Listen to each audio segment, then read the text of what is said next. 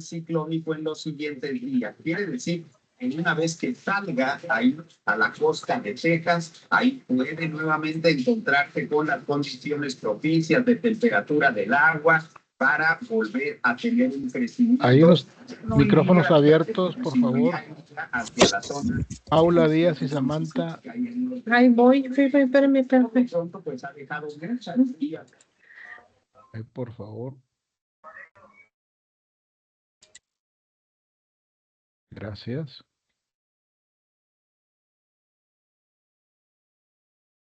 Hay los valientes que abran sus cámaras, por favor. Gracias a los que ya lo hicieron. Déjenme ver que les voy a compartir. Permítanme un segundo.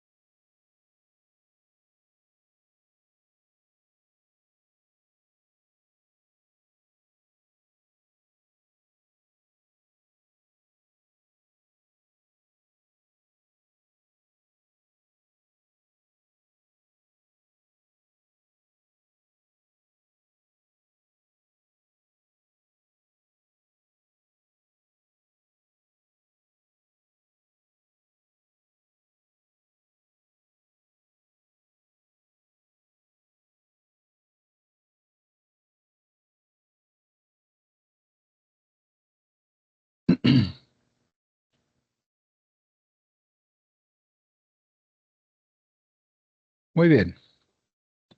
Perdón, pero es que andaba un poquito perdido. Pero ya. Es que entre clases diferentes, de repente uno se confunde. Pero bueno, ya estamos aquí. ¿Alguien se acuerda, que vimos el curso pasado? Así que me digan así de lo que primero que se les venga a la mente. Estuvimos hablando de un tema muy importante. Hablamos de la competencia. Exactamente. ¿Qué más? Competencia y qué más. Eran dos cositas que van acompañadas.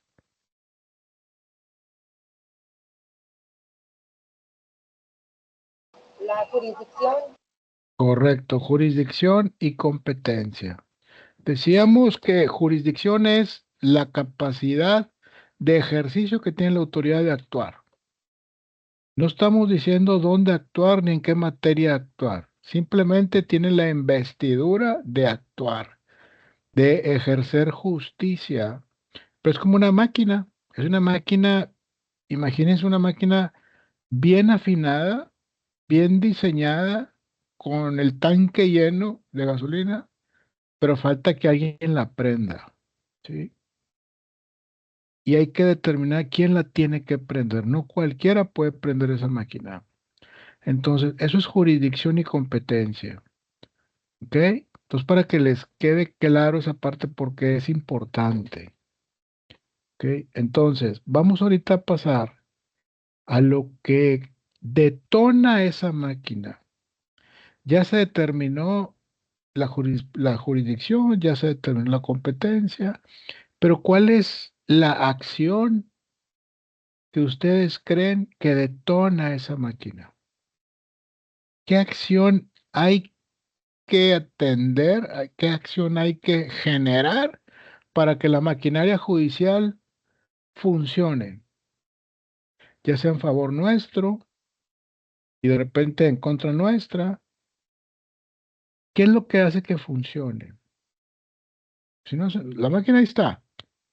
La maquinaria judicial ahí está, pero si no hacemos nada, pues ahí está, no va a hacer nada. ¿Qué es lo que hace que se detone esa maquinaria? Alguien que se La le demanda. Exactamente, exactamente, una demanda. Una demanda de pedir justicia, le demando a la justicia o al aparato judicial porque me veo afectado en un derecho que tuve, en un derecho que no me fue cumplido. Entonces le pido a la maquinaria judicial que me ayude a través de qué, de una demanda, de una querella, de una denuncia, ¿ok? Con eso yo detono, ¡pum! Se prende el motor y arráncate, como se llama Mariana Rodríguez, arráncate, pariente. Así es este tema. Entonces el tema que vamos a ver hoy, qué es la demanda, cómo funciona, etcétera, etcétera, etcétera. ¿Sí?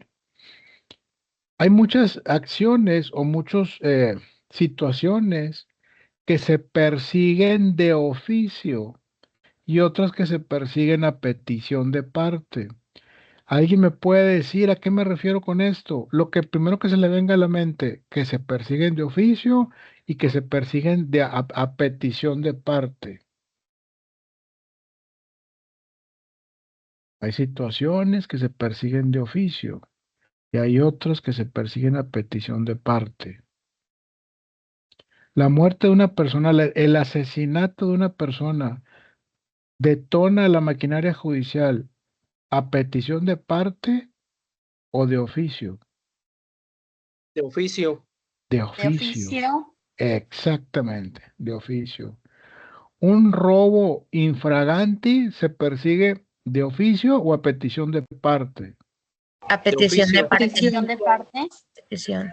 Un robo infragante. Lo está viendo la policía. Lo están viendo.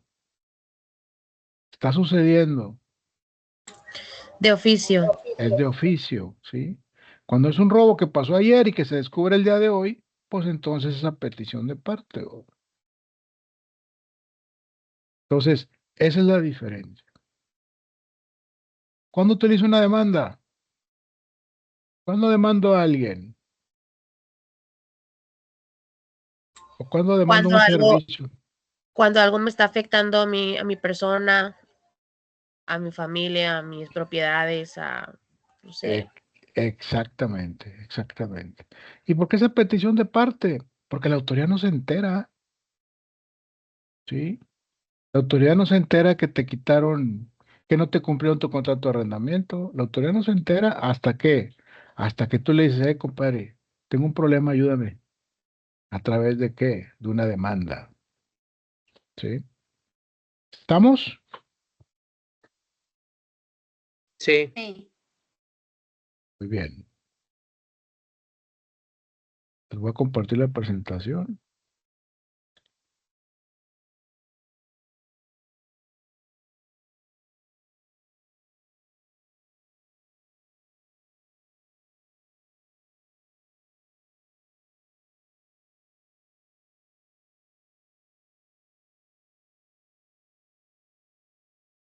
No sé dónde poner este cuadrito. Es que me sale un cuadrito pequeño donde salimos todos. Y lo puedo mover. Ok. Sala de espera, 3 personas.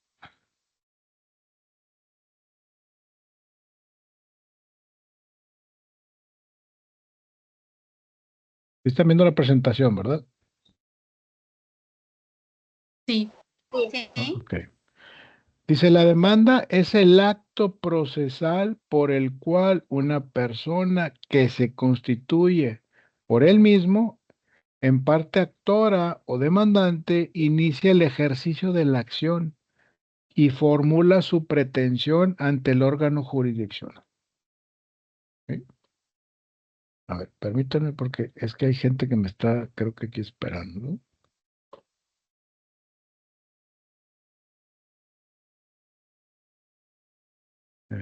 No, ok.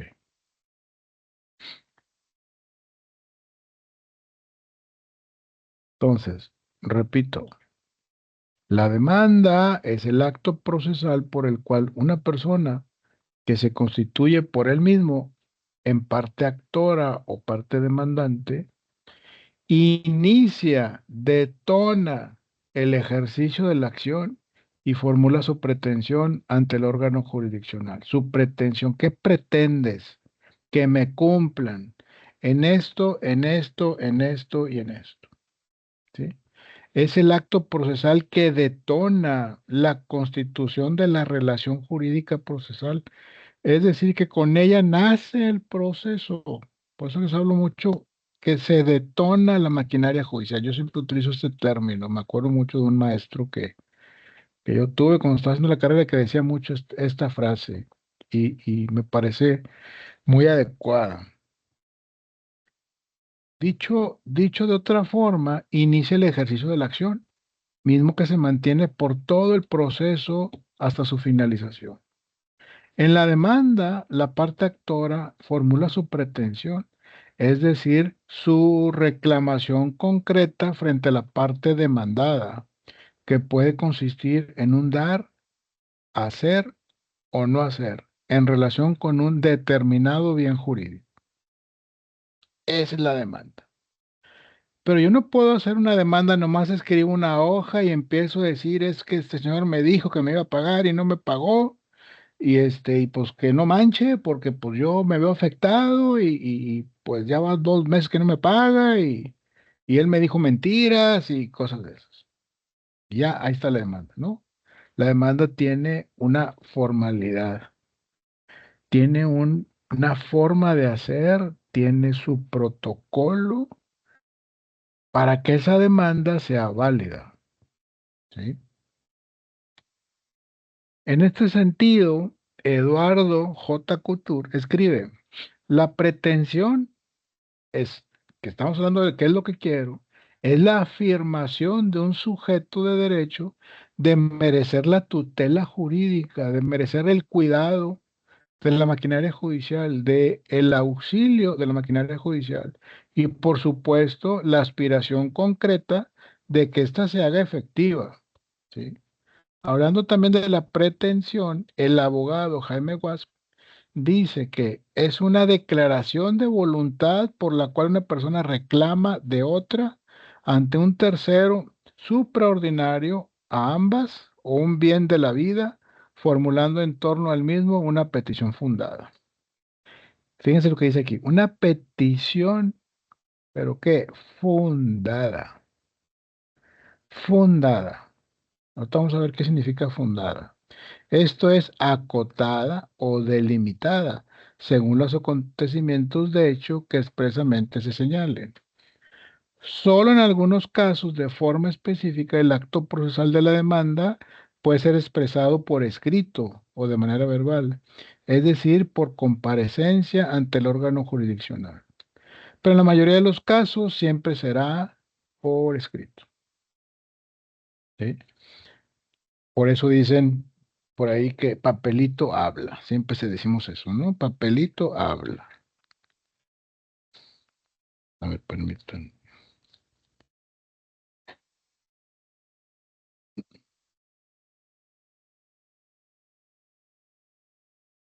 No se olviden de esta parte que les dije. Petición fundada.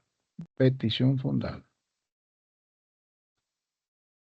Ahora vamos a revisar los requisitos para la elaboración de una demanda. Aspectos básicos que yo considero de validez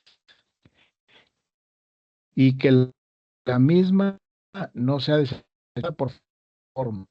En el artículo 235 del Código Nacional de Procedimientos Civiles y Familiares señala, en términos generales, los requisitos que debe contener la demanda. Así, de acuerdo con dicho precepto, toda contienda judicial principiará por demanda, en la cual se expresarán tribunal ante quien se promueve, familiar, mercantil, penal, etcétera.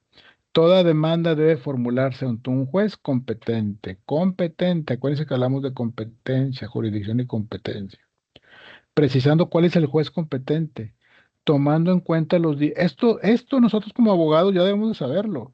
A nosotros nos va a llegar el cliente con un problema en la espalda diciendo, tengo este problema, esta preocupación, ¿qué hago? Y tú le vas a decir, nos vamos a ir por aquí, por aquí, por aquí, por acá, por acá y por aquí, y aquí vamos a acabar. Y eso significa, nos vamos a aquí, nos vamos a Nuevo León, vamos ante el juez vamos a hacer a redactar una demanda, vamos a demandar a esta persona y vamos a irnos ante el juez civil o el juez o del materia mercantil, porque vamos a cobrar un pagaré, por ejemplo. Un juicio ejecutivo mercantil. Ustedes tienen que saber todo eso. ¿Sí? Ya precisando cuál es el juez competente, tomando en cuenta los diversos criterios que determinan la competencia, materia, cuantía, acuérdense que veamos todo eso, grado, territorio, prevención, turno, etc. Tal como lo vimos en la clase pasada.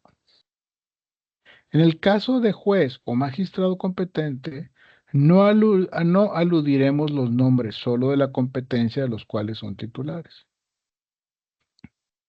Es decir, a la hora que yo hago la demanda no voy a decir el juez tercero de lo civil, Pedro Pérez. No, no puedo hacer eso. Nomás juez de lo familiar o juez de lo civil. Eso es lo que, o en materia penal, la denuncia.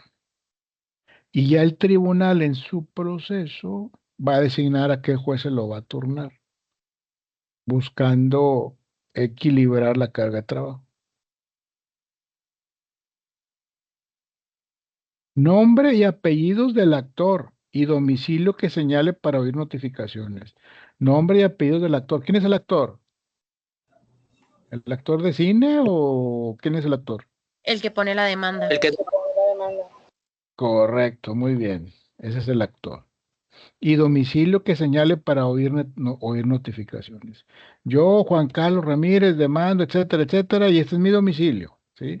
La persona que asuma la posición de parte actora o demandante y comparezca por su propio derecho, debe tener la capacidad procesal. Las personas sin capacidad procesal solo pueden comparecer a juicio a través de sus representantes legítimos. Las personas colectivas, morales o jurídicas también lo hacen por medio de sus órganos de representación o de sus apoderados. ¿Qué significa capacidad procesal? Me imagino que es una persona que esté consciente para poder tener un proceso o pelear o apelar a algo. No sé. Sí, sí, por ejemplo, que tenga, exactamente, pero es que me distraje con pensamiento que se me vino. Sí, capacidad procesal que tenga, primero que sea mayor de edad, ¿sí? Que esté en pleno uso y goce de sus facultades mentales. Eso básicamente. Él tiene capacidad de ejercicio o capacidad procesal para iniciar un juicio, ¿sí? ¿Qué es capacidad procesal? Bueno, esto ya se los pregunté. Las personas sin capacidad procesal solo pueden comparecer a juicio a través de sus representantes legítimos. Las personas colectivas, como las empresas, las morales, jurídicas, también lo hacen por medio de sus órganos de representación o de sus apoderados. Sí sabemos esta parte, ¿verdad? Si una empresa va a demandar a alguien o a otra empresa, ¿es a través de quién? De su representante legal, ¿verdad? Su apoderado legal. Por otro lado, el domicilio que se señale para oír notificaciones debe estar ubicado en el lugar del juicio, ¿sí? Yo no voy a promover una demanda en Nuevo León cuando yo vivo en Saltillo, ¿sí? O en Coahuila, cualquier estado, cualquier municipio de Coahuila. En caso de que el actor no designe domicilio para oír notificaciones, estas se harán por boletín judicial dentro del juzgado, aun las que deban hacerse personalmente. Nombre y apellidos del actor y domicilio que señale para notificaciones. Esto ya está repetido. Después el actor pues el nombre no. Perdón.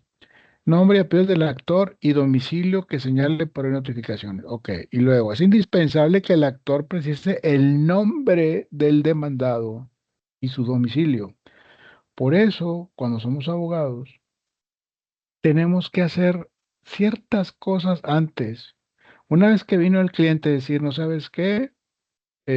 Tengo un pagaré aquí que me firmó esta persona, está firmado, tiene fecha, tiene cantidad, cumple con todos los elementos de validez para que sea un documento, ¿sí? Un documento, en este caso, un título de crédito, ¿sí? Entonces, Antes de hacer la demanda, antes de decir y arrancarse con la computadora y empezar a hacer la demanda basados en el título de crédito que les menciono, hay que hacer una pequeña investigación, ¿sí? Para ver al que voy a demandar dónde vive, qué más se les ocurre, dónde vive, qué más. Ya llegó el cliente con ustedes, tengo este pagaré de esta persona, lo quiero demandar. Primero, ¿qué se ocupa saber? Su domicilio, dónde trabaja, el Domicilio. nombre completo. Ujú. eh, Hay dos pues cosas muy dependiendo importantes. si es una demanda de pensión alimenticia, pues dónde trabaja. Exacto, exacto, exacto. Y si es un pagaré y le quiero quitar algo, le quiero embargar algo, ¿qué tengo que hacer? O me aviento Saber, como el borras a demandarlo. no, saber qué pertenencias tiene o ir a tomar nota de algo de valores de su propiedad, algo así. Exactamente, exactamente. Porque nosotros podemos tener un pagaré, pero si el cuate no tiene dónde caerse de muerto, ¿verdad? Como dicen, aquí está el pagaré, pero pues vamos a buscarlo, a ver qué, qué es lo que tiene, qué le podemos quitar. Y nos vamos ¿a dónde? Primero, si el pagaré dice 3 millones de pesos, ¿qué hago primero? ¿Dónde busco? Registro ¿Dónde? público de la propiedad. Registro público de la propiedad. Primero, me voy en friega, registro público de la propiedad. ¿Cómo se llama el cuate? Juanito Pérez. Oiga, señorita, deme todas las propiedades que estén a nombre de Juanito Pérez. Oye, pues sí tiene 4 o 5 propiedades, tiene una quinta aquí, tiene una casa acá, tiene perfecto. Deme copia de las escrituras de todas las propiedades. Ahí está haciendo una investigación. Tú ya estás cobrando. Tú ya le cobraste al cliente por esa investigación. Tú tienes que ver, a ver, tiene esta propiedad. Oye, pero es que todas sus propiedades están más señaladas de embargo que un bingo. Es la escritura y tiene como 5 o 6 embargos. Cada escritura tiene cada 5 o 6 embargos. Hijo de su madre. Ya están muy afectadas sus propiedades. Bueno, que lo dejo por un ladito. Vamos a ver los carros. Tiene vehículos, vamos a ver los vehículos. Ah, mira, este sí es de él. Antes, honestamente, no sé si ahorita, ya no me ha tocado, ya no veo yo esa parte. Pero antes, cuando yo estaba joven, ya hace muchísimos años ya, este, nos íbamos a tránsito de Monterrey. Pues ya conocíamos a alguien ahí, échenos la mano, oye, dime qué autos tiene esta persona. O más bien no, así no era. Ya tenemos una investigación y ya sabíamos de sus autos, qué placas, las placas de los carros. Entonces teníamos, no sé, apuntadas 3 placas de 3 vehículos diferentes. Nos íbamos a tránsito, conocíamos ya un cuate ahí, porque creo que no es una información pública. Y ya dice, oye, échame la mano, nomás dime estas placas a quién pertenecen. No, pues esta a una empresa, esta otra empresa, este carro pertenece a Juanito Pérez. Vámonos sobre ese, ¿sí? Y después las propiedades, también demandamos por las propiedades, pero no, acuérdense que hay un principio jurídico que dice el primero en tiempo, el primero en derecho. ¿Alguien sabe qué significa esto? El primero en tiempo, primero en derecho. ¿Alguien se acuerda? ¿Alguien se le figura que puede significar eso? Primero en tiempo, primero en derecho.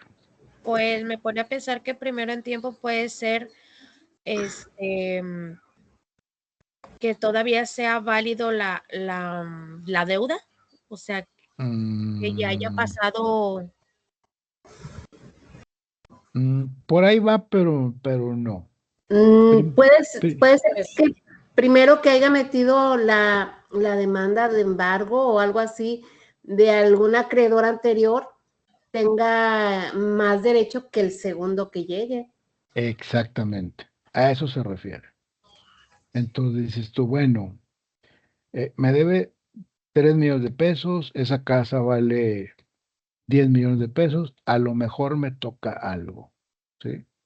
Déjalo de mando. Pero ya hay dos adelante que yo, ¿sí? Entonces, primero va a ser Primero le va a tocar al que estaba adelante, al que primero que demandó, y luego al segundo y luego al tercero, si es que alcanza. Si no alcanzó, pues ya caminaste, ya no tiene nada.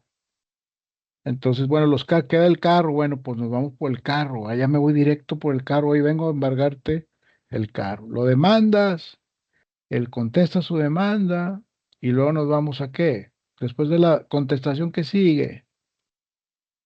¿Se acuerdan? ¿Alguien sabe? Demanda, contestación y qué sigue.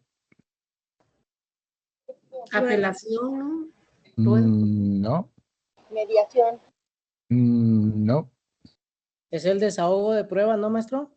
Es la aportación de pruebas.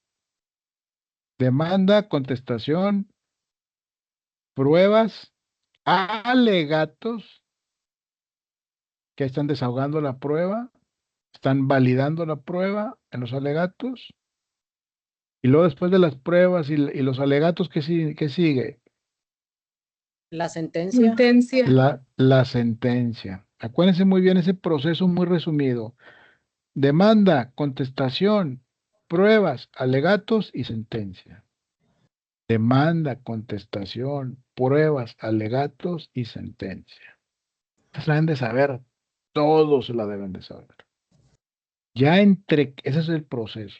Son las etapas procesales de una demanda. Entonces, se la deben de saber todos. Claro que entre cada etapa hay un montón de variables, pero el nombre de cada etapa es demanda, contestación, pruebas, alegatos y sentencia. Y luego, después de la sentencia, pues sigue la apelación, etcétera, etcétera, etcétera. Muy bien. Objetos que se reclaman con sus accesorios. Aquí se debe precisar la intención, el acto reclamado, la razón de ser de la demanda, el objeto inmediato y el objeto mediato de la acción. El primero era la conducta que se pretendía de la parte demandada, el dar, hacer o no hacer. Y el segundo, el bien sobre el cual recaía la conducta reclamada. Supongamos que es un contrato de arrendamiento, ¿sí? La parte demandada en su pretensión era que le pagara mensualmente la renta, un determinado monto de renta, y luego es sobre el bien que recaía esa renta, de dónde derivaba esa renta, ¿sí? Pallares es un jurista español, señala, en la demanda debe determinarse el bien que se exige del demandado, de acuerdo con su naturaleza específica. Los inmuebles por su ubicación, superficie y linderos, los muebles por su naturaleza específica e identificándolos en lo posible, los créditos expresando el nombre del acreedor y del deudor, su cuantía, título del que procede y así sucesivamente. Tenemos que ser en la demanda bien específicos, bien específicos. Y lo que habíamos dicho aquí, ¿dónde era? ¿Dónde era? Colectiva, procesal, capacidad procesal, solo para adelante. Por aquí era inmediato y objeto, parte demandada, contenido demandado. Ya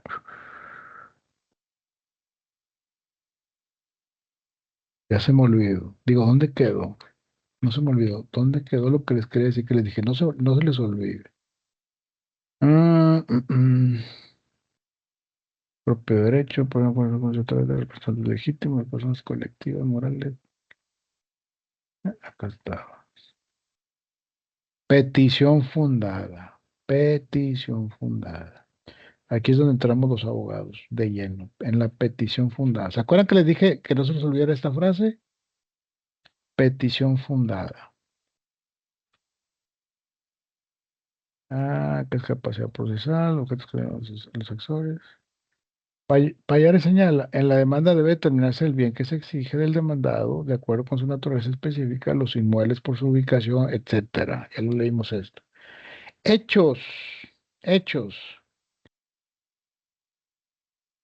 En que la parte actora funde su petición. Petición fundada, que hablamos allá. Aquí es funde su petición. Los hechos en la demanda se deben narrar muy precisamente y deben ser numerados a fin de que cuando la demanda sea contestada, el demandado pueda referirse de una manera más sencilla a cada uno de ellos, dada la numeración en la demanda de la parte actora. Por ejemplo, en los hechos, con fecha, el demandado suscribió a mi favor un título de créditos de los denominados pagaré por la cantidad de 2 millones de pesos. En dicho documento se pactó como fecha de vencimiento, se fija, o sea, el número 1, con fecha tal, el demandado suscribió a mi favor un título de crédito de los denominados pagaré. Número 2, en dicho documento se pactó como fecha de vencimiento el día tal. Número 3, es el caso que el título de crédito venció y pese a los múltiples requerimientos extrajudiciales, el demandado se ha negado a pagar, motivo por el cual acudo a esta vía. Ahí son 3 puntos que corresponden a los hechos.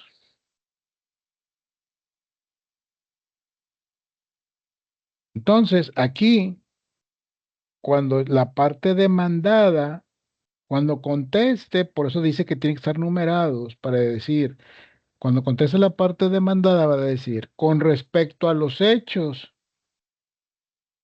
de quien me demanda, en el punto número 2, menciona que el documento se pactó como fecha de vencimiento el día tal, cuando no es así. En el documento realmente se pactó la fecha tal, una diferente obviamente a esta, o en el punto 2 se dice que se pactó tal fecha de vencimiento, pero mi parte que me demanda no está tomando en cuenta que posteriormente esa fecha la cambiamos de acuerdo al documento del cual integro una copia donde está firmado por la parte que me demanda, y etcétera, etcétera, etcétera. Pero tiene que decir el punto 2, el punto 3, según lo que vaya a rebatir de cada uno de los hechos. ¿Sí me expliqué? Fundamentos de derecho y clase de acción. En la en la demanda se deben citar los preceptos legales a los principios jurídicos aplicables. Eso es a lo que me refería. Fundamentar lo que estás reclamando en la ley. Porque a lo mejor lo que tú estás reclamando pues no está ni siquiera en la ley. Es que me vio feo y pues lo estoy demandando porque me vio feo. Y de acuerdo a la ley dice aquí que no me debe de fer. ¿Dónde dice? ¿Dónde dice en qué artículo, en qué código? Entonces tienes que fundamentar. En el caso del título, pues tal vez dirás, el título de acuerdo al Código de Títulos de Operaciones de Crédito cumple con todos los requisitos de validez y que las fechas de terminación serán inamovibles, etcétera, de acuerdo a la ley. Entonces tienes que poner eso, tienes que fundamentar en la ley lo que estás diciendo, no nomás porque tú lo dices. Muy importante, por lo que, por lo que el derecho invocado por las partes no vincula al juzgador, pudiendo éste tomar o no en cuenta dicho derecho y aún fundar su resolución en preceptos jurídicos no afirmados por las partes. Si el juez ve que tu fundamentación es pobre o no lo fundamentaste lo suficientemente, el juez puede resarcir ese error y completar lo que te faltó a ti para darle mayor fuerza a lo que se está pidiendo, ¿sí? Pero si viene equivocado, si tú lo fundamentaste mal en un artículo diferente, en un código diferente, tu demanda podría ser rechazada, porque está mal redactada, mal formada, ¿sí? Valor de lo demandado. Este requisito se debe expresar si del valor de lo demandado depende la competencia del juez. Estamos hablando de montos, montos de dinero. Si estás demandando porque te deben 10,000 pesos y vas ante a un juzgado ordinario, va a decir, no, compadre, pues es que aquí no, yo no veo esos montos. Te vas a uno de menor cuantía, los juzgados de menor cuantía, o sea, de menos dinero. Por eso se debe expresar el monto. En materia civil, por su carácter fundamentalmente patrimonial, debe considerarse esta exigencia para determinar la competencia por cuantía. ¿Se acuerdan que veíamos que eran uno de los requisitos para determinar la competencia? La cuantía. Cuantía, la cantidad de dinero.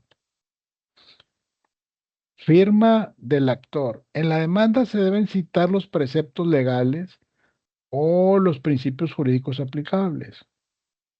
En la reforma del Código de Procedimiento Civil del Distrito Federal, publicada en el Diario Oficial del 24 de mayo de 1996, se consideró necesario adicionar la fracción 8 del artículo 255 para aclarar que la demanda debe contener la firma del actor o de su representante legítimo y que sin estos no supieren o no pudieran firmar, pondrán su huella digital, firmando otra persona a su nombre y ruego indicando estas circunstancias.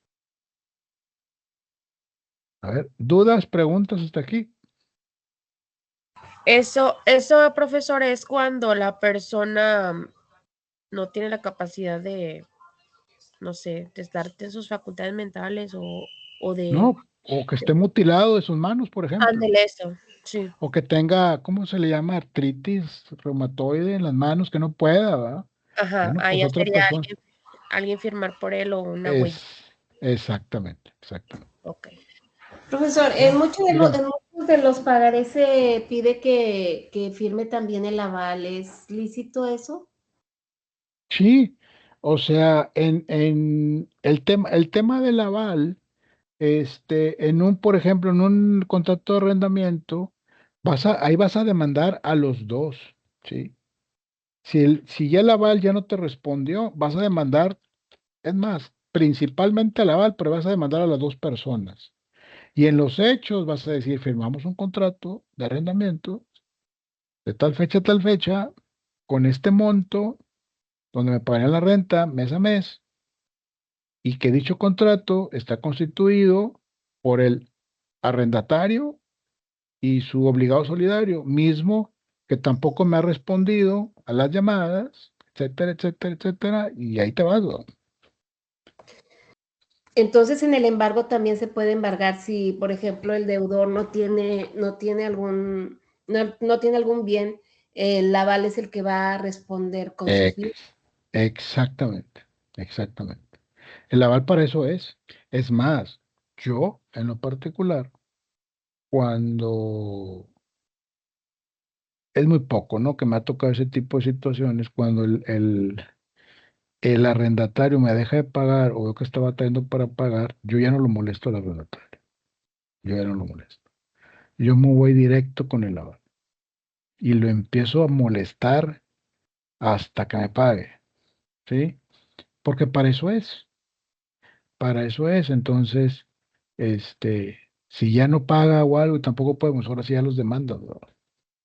Tienes que poner todo en los hechos, todo cómo fue formado ese contrato de arrendamiento, quiénes lo integran, etcétera, y demandas a los dos, y ya tú decides a quién embargas. Y pues te vas directo. Si ves que el arrendador, no tiene bienes, no tiene nada, pues te vas con el aval directo, que se supone que tú ya previamente ya se investigó y ya determinaste que él te pudiera responder con sus bienes. ¿Ok? Ok. Y tiene tiempo de prescripción la demanda. Sí, la demanda no la puedes dejar ahí morir. La demanda tienes que demandar y luego esperar que te contesten. Si no te contestan, tú sigues y bueno, si no te contestaron es como si estuvieran aceptando los hechos, ¿sí? Después aportas tus pruebas y si el otro no aportó pruebas, pues tú ya aportaste tus pruebas, tú estás cumpliendo con el proceso. Entonces, de manera mucho más rápida, el juez va a dictar sentencia y va a generar una orden a fuerza pública, etcétera, para sacar a la persona de la propiedad, ¿verdad? Y aparte exigirle el pago que debe. Se escucha muy rápido y muy fácil, no es nada fácil, pero así es. Ok, gracias, profesor. De nada. Vamos a ver un pequeño video de una Yo tengo una película. duda. Sí, dígame. Si, por ejemplo, en una demanda de pensión, la parte demandada no contesta y no se presenta a las audiencias, Mal, ¿qué mal. procede o qué pasa? Hay que buscarlo. Hay que buscarlo y esa persona siempre va a estar, es como si tuviera un orden de aprehensión, ¿sí? Si no se presenta, si no se presenta, creo que en 3 ocasiones van y lo buscan. Tienen que ir a buscarlo, ¿sí? Ok, sí, es que tengo una demanda más o menos sí, y Ujú. la persona demandada, o sea, sí realizó contestación, pero en las 2 audiencias que ha habido no se presenta. Ok. Tal vez está esperando a la última audiencia y ahí sí se va a presentar, porque creo que son 3.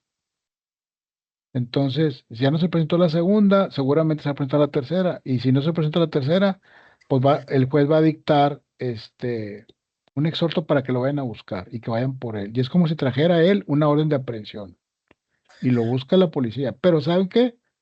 ¿A qué es? ¿A qué nos referíamos al principio? ¿Es a qué? ¿A petición de qué? ¿De parte? Esa petición de parte. En estos casos, como ya está un proceso iniciado, el juez debería de por sí solo, al momento de no acudir a la audiencia, emitir el fallo para que lo vayan a buscar. Pero es tanta la chamba que hay que por lo general no lo hacen. No porque no quieran, sino porque pues, pasan otra cosa y pasan otra cosa y uno tiene que estarles como recordando. Oye, traigo este pendiente. Ah, sí, ahora sí, vamos a dictar el fallo para que lo vayan a buscar.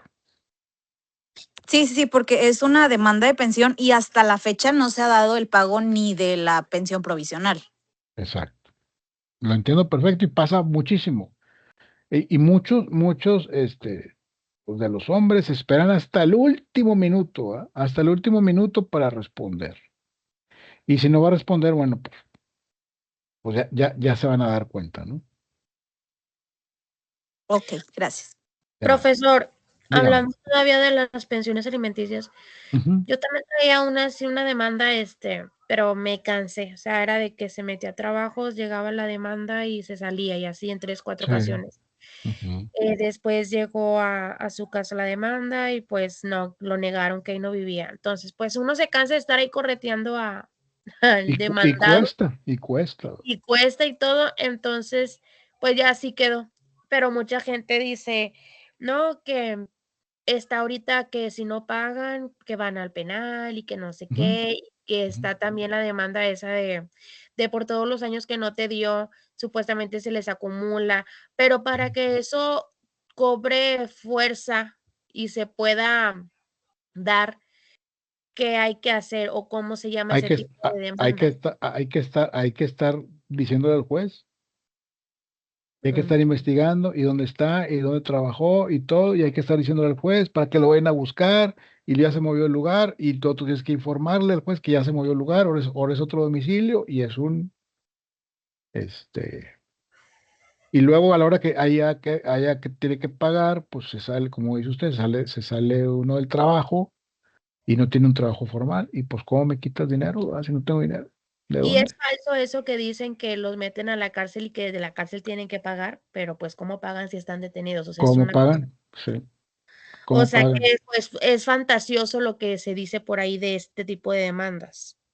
O sea, la cárcel no, el objetivo de la cárcel es que paguen para que no lleguen a la cárcel, Mm, ¿sí? O sea, la libertad, olvídate, cuesta, la libertad vale oro, ¿sí? Pues ujú. una persona que no ha estado en la cárcel, que va a estar en la cárcel, ¿sabes qué? Estoy a 2 días que me metan en la cárcel, pues mejor pago, ¿verdad? O a ver cómo le hago, y pago. O me escondo totalmente y huyo, o sabrá Dios, ¿verdad? Pero si la gente ya ha estado en la cárcel varias veces y todo, y ya se sabe el caminito y todo, pues dice, pues a la juez dice, pues mejor que me metan y ahí me quedo. Y pues cómo me quitan dinero. No, sí, qué frustrante. Sí, sí, está muy complicado. Pero bueno, la idea es eso, ¿verdad? Que Hay muchos que, como usted dice, que están así, pero hay otros que no. Hay otros que sí tienen dinero, que sí trabajan y que a fuerza tienen que pagar porque tienen una vida, tienen una imagen, viven en una sociedad en la que no les conviene que eso se haga, pues no que no sea público, pero que no se haga problema, ¿verdad? Porque así les afecta. Entonces, pues sí pagan, ¿no? Pero el que anda batallando y que anda ahí más o menos y esto y el otro, pues ve a ver como patadas de ahogado, ¿verdad? Como dicen. Desafortunadamente, pues así pasa. Es como un pagaré, tú firmas un pagaré de 100,000 pesos, pues sí, pero pues ¿qué me quitas? Profesor, disculpe, Dígame. yo tengo una demanda del padre de mis hijos, pero es desde el 2009. Estamos hablando que ya mis hijos Es- tienen 30 años. Él Ujú. está pensionado. A mí me comentan que puedo ir y moverle la demanda y empiezan a quitarle la pensión. ¿Se Empiezan a puede? quitarle de la pensión, sí, así De se la puede. pensión, sí. Sí, Así es. Le quitan una parte de la pensión porque no lo pueden dejar a él sin nada. sí, una parte de la Este, pensión. Y ya ahí, ya aunque yo no, ya mis hijos estén grandes, ese dinero pues ya me lo dan a mí. sí, no está fácil, pero sí se puede. Necesita Maestro, tener un abogado que se dedica a eso propiamente. maestro, Dígame, yo tengo una demanda que me pusieron por no dar pensión, pero tengo ándele. todos los comprobantes Ajá, y la demanda está desde el 2000, del 2011 a la fecha, ¿verdad? Pero ajá, ya tengo los comprobantes, mis hijos ya son mayores de edad, pero hasta febrero de este año, mi ajá. hijo, el más chico, ya cumplió la mayoría de edad y cumplí con los pagos. ¿Ahí qué procede? Nada, nada. Tú tienes tus comprobantes, guárdalos muy bien. Este, esa demanda pues no va a prosperar, ¿sí? A un momento dado porque tú tienes tus comprobantes. Ahora, hay una ¿Mm? cosa. Si alguna mujer, digo mujer porque es lo que mayormente sucede. Si una mujer demanda por demandar, ¿sí? Por demandar, también ese es un delito. Es Ok, como, mire, como falsedad de declaraciones. yo ¿Sí? tengo, bueno, la demanda me la tienen por 350,000 pesos. ¿Ok? Yo en comprobantes tengo como 570,000 pesos que se dio Ok. de la Ok. demanda. En Ujú. dado caso ahí, ¿puedo yo contrademandar? ¿Y qué ganas? Pues que ya no me esté hablando, que me esté poniendo demandas o algo, no sé. Este, sí lo puedes hacer, estás en tu derecho de hacerlo. Que eso prospere, no sabré decirte. Yo lo que haría es que eh, no haría nada. Bueno, si tú estás demandado, pues lo que haría es contestar y decir, aquí están mis comprobantes, donde sí Ah, pagué. ok. Y ya, el juez tendría que eh, emitir una Dictaminar y todo. sentencia donde no procede, ¿verdad? El Ah, ok, señor, el señor cumplió y ya, ok. ¿verdad? Gracias, maestro. Al contrario. Vamos a ver este video. Ya sé que prefieren platicar y no ver videos, pero hay que ver. Ahora vamos a ver.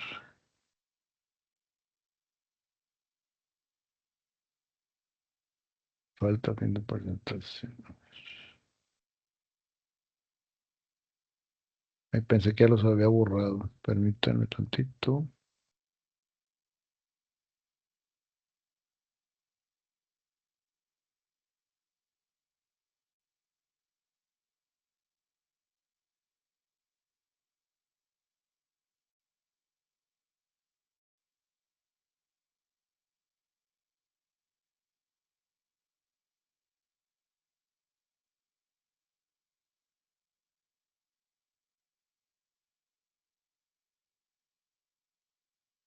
Muy bien. Es un video un poquito largo, media hora, pero vamos a ver un pedacito. ¿Sí?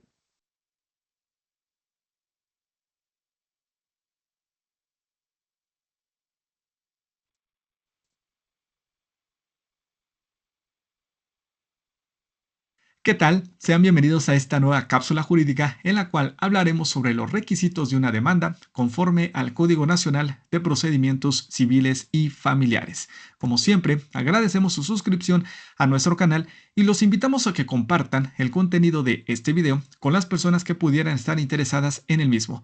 Y tal y como lo pueden apreciar en su pantalla y como lo hemos referido con anterioridad, el objetivo de este video es analizar los requisitos contemplados en el Código Nacional de Procedimientos Civiles y Familiares para la presentación de una demanda. Pero antes de entrar al estudio de estos requisitos, vale la pena referir el concepto o denominación de una demanda. Y esta la podemos visualizar conforme a la obra de Alejandro Torres Estrada. Es decir, la demanda es el instrumento material que permite ejercer una acción en busca de que el órgano jurisdiccional resuelva un litigio mediante la aplicación de la ley. Este autor define la demanda conforme a la finalidad de la misma, es decir, la solución de un litigio, de un caso concreto controvertido mediante la aplicación de una ley. ¿Quién tiene que resolver este litigio? Un órgano jurisdiccional, por ejemplo, un juez.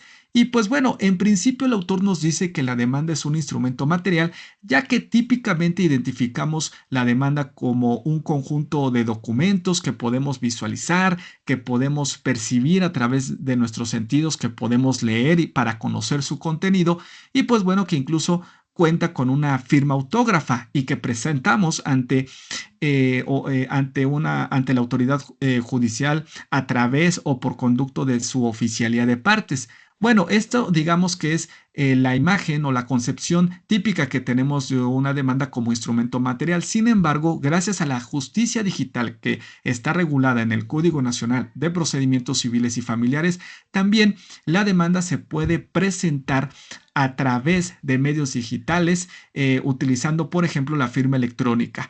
Más adelante, en otro video, estaremos analizando la justicia digital en el Código Nacional de Procedimientos Civiles y Familiares. Ahora bien, ¿cuáles son los requisitos para la presentación de una demanda? Estos se encuentran regulados en el artículo 235 del Código Nacional de Procedimientos Civiles y Familiares y en principio se debe señalar la autoridad jurisdiccional ante la cual se promueve la demanda. Puede ser un juez en materia civil, puede ser un juez en materia familiar. Para ello, las leyes orgánicas de los tribunales de cada entidad federativa establecerán la denominación específica de estos jueces. Por lo tanto, la parte actora tiene que poner especial atención respecto de la competencia de los jueces para dirigir su demanda de forma adecuada. Ahora bien, también se debe establecer el nombre, denominación o razón social de la parte actora o de quien promueve en su nombre. Para esto es importante tomar en consideración que la parte actora puede promover su demanda por derecho propio, es decir, cuando una persona física comparece ante el tribunal sin representación alguna a hacer valer su demanda. Por ejemplo, Raúl Pérez Hernández, por derecho propio, hace valer su demanda, es decir, no hay alguien que lo represente en este juicio en calidad de parte actora. Pero también podría suceder que un tercero ajeno represente a la parte actora, por ejemplo, que Raúl sea representante de Beto, quien realmente es la parte actora es Beto, o bien que Raúl represente a una persona moral. En este supuesto de representación, resulta que conforme al artículo 244, fracción primera del Código Nacional de Procedimientos Civiles y Familiares, en caso de que la demanda la promueva el representante de la actora, debe acompañarse el documento con el cual acredite su personalidad. Por ejemplo, Raúl, si representa a una persona moral, quien es la parte actora, tendrá que exhibir el documento idóneo o suficiente para acreditar su personalidad como representante de esa persona moral, como podría ser un poder general para pleitos y cobranzas. También es importante destacar que la parte actora debe señalar el domicilio para oír y recibir notificaciones dentro de la jurisdicción, número telefónico y dirección de correo electrónico para los mismos efectos procesales. ¿Esto qué implica? Bueno, pues las notificaciones dirigidas a la parte actora se podrán realizar en el domicilio físico que ésta señale para tal efecto, aunque el objetivo de este nuevo código es que las notificaciones personales dirigidas a la actora se lleven a cabo a través de correo electrónico. Esto para darle mayor celeridad al proceso y evitar dilaciones con motivo de notificaciones personales que se tengan que realizar de manera presencial en el domicilio de la parte actora. En este sentido, vale la pena leer o conocer el contenido del artículo 204 de este Código Nacional que dice: las partes en el primer escrito o en la primera diligencia judicial deberán designar un domicilio ubicado en el lugar del procedimiento para que se les hagan las notificaciones personales y se practiquen las diligencias que sean necesarias. Digamos que esto implica la notificación, en este caso a la actora, en el domicilio físico que haya señalado para tal efecto, tratándose, por supuesto, de las notificaciones personales que se le tengan que practicar. Continúa esta disposición. Asimismo, podrán designar en cualquier momento una dirección de correo electrónico para que las segundas y ulteriores, es decir, posteriores notificaciones, incluso las personales, se puedan practicar por esa vía. Entonces, al comprar gafas para presbicia, elige siempre las que te ofrecen prueba gratuita y se adaptan a tus cambios de visión. Ahora, por menos de 200 pesos por par, el código ya establece la posibilidad de que las notificaciones personales dirigidas a las partes, en este caso la parte actora, se puedan practicar a través de correo electrónico.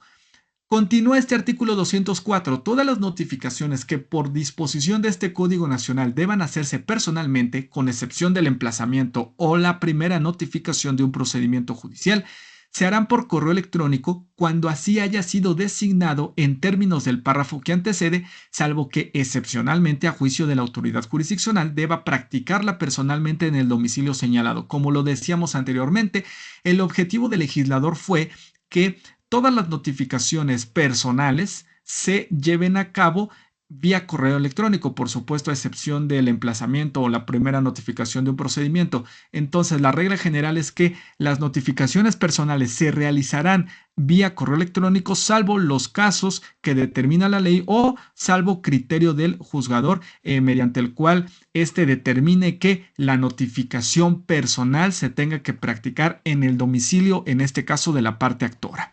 Ahora bien, cuando proceda, se debe revelar si el promovente, es decir, si la parte actora, pertenece a grupos sociales en situación de vulnerabilidad. Pero, ¿qué significa el hecho de que un grupo social se encuentre en situación de vulnerabilidad? Bueno, para entender esto mejor, es importante leer el contenido del artículo 2 de este Código Nacional de Procedimientos Civiles y Familiares, que dice: se entenderá por grupos sociales en situación de vulnerabilidad las personas que pertenecen a grupos sociales en situación de vulnerabilidad que por causas diversas enfrentan situaciones de riesgo o discriminación. Si nosotros nos damos cuenta, realmente esta disposición no define casuísticamente cuáles van a ser esos grupos sociales en situación de vulnerabilidad, por lo que el juzgador tiene que atender cada caso concreto para determinar si la parte actora pertenece o no a un grupo en situación de vulnerabilidad. Pero el código, a pesar de ello, sí establece algunas regulaciones dirigidas a este tipo de grupos. Vamos a ver algunos ejemplos. Artículo 141 del Código. En las audiencias en las que participen personas con discapacidad, podrán contar con la presencia de las personas de apoyo que en su caso designen. Asimismo, podrán hacerse acompañar de los animales que para dichos efectos consideren en su caso. Entonces, por ello es importante que estas personas que pertenecen a los mencionados grupos lo informen así en su demanda, porque, por ejemplo, si se trata de una persona invidente, pues ella podría requerir el apoyo de alguna otra persona o de incluso de un animal guía o que sirva como guía para comparecer al tribunal. Y en consecuencia es importante que lo informe de esta manera desde su escrito inicial para que el juez tenga conocimiento de esta situación y tome todas las medidas que sean necesarias para brindarle el apoyo a esta persona que es parte actora, a fin de que comparezca al tribunal y le permitan, por ejemplo, el acceso al animal de compañía con el que comparezca, de ser el caso. Un ejemplo más, artículo 210 del Código. Se harán mediante notificación personal las siguientes resoluciones, fracción sexta. Cuando se estime que se trata de un caso urgente o que la situación de vulnerabilidad de la persona lo requiera, a juicio de la autoridad jurisdiccional y así se ordene. Habíamos mencionado anteriormente que la finalidad del legislador fue que las notificaciones personales se practicaran vía correo electrónico, pero si la parte actora es invidente y así lo manifestó en el escrito inicial, entonces el juez debe de tomar en cuenta esa situación para que, tratándose de una notificación personal, la misma no se practique vía correo electrónico, porque eso le imposibilitaría a la parte actora que es invidente conocer el contenido de esa notificación. ¿Por qué? Porque probablemente no pueda tener acceso de una forma inmediata a su correo electrónico. En consecuencia, la notificación se practicará mediante valga la redundancia, una notificación personal mediante una diligencia que se realice en su domicilio.